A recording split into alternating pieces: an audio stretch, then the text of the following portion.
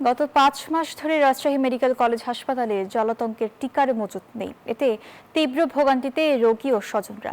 হাসপাতাল কর্তৃপক্ষ বলছে, টিকা সরবরাহের জন্য স্বাস্থ্য অধিদপ্তরকে বারবার চিঠি দিয়েও কোনো লাভ হয়নি।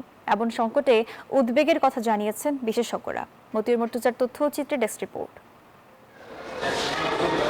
গত মার্চ মাসে কুকুরের কামড়ের শিকার হন রাজশাহীর ছোটবন গ্রামের ৯০ বছরের বৃদ্ধা দুধছার বেগম। টিকা নিতে যান রাজশাহী মেডিকেল কলেজ হাসপাতালে। গিয়ে জানতে পারেন সরকারিভাবে টিকার কোনো সরবরাহ নেই। রিকশা চালক সন্তানের সংসারে থাকা এই বৃদ্ধ টিকা কেনার টাকা জোগাড় করতে হিমশিম খাচ্ছেন।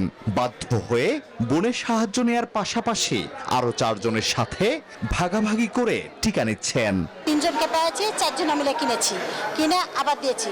কোনো সময়তে আর বলে না যে আমাদের এখানে সাপ্লাই আছে। হাসপাতালে জলাতঙ্কের টিকা নিতে আসা সবাই বাইরে থেকে কিনে ভাগাভাগি করে নিচ্ছেন। অনেকেই আবার ফিরে যাচ্ছেন। ভ্যাকসিন তো অনেকদিন ধরে নাই, এগুলো তো কর্তৃপক্ষ দেখছে না। যাই হোক, তারপরেও এই ভ্যাকসিন কিনতে যে অনেক ঝামেলা হচ্ছে।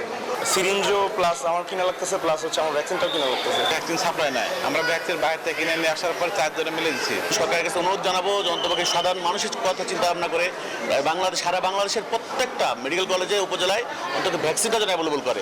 হাসপাতাল কর্তৃপক্ষ বলছে, প্রতিদিন ২৮০ থেকে ৩২০ জন রোগী জলাতঙ্কের টিকা নিতে আসেন।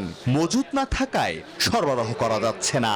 স্বাস্থ্য অধিদপ্তরে চিঠি দিয়েও সদুত্তর মিলছে না বলে অভিযোগ তাদের। ১ বছর ধরে আমরা কিন্তু ৪ থেকে ৫ বার চিঠি প্রেরণ করেছি।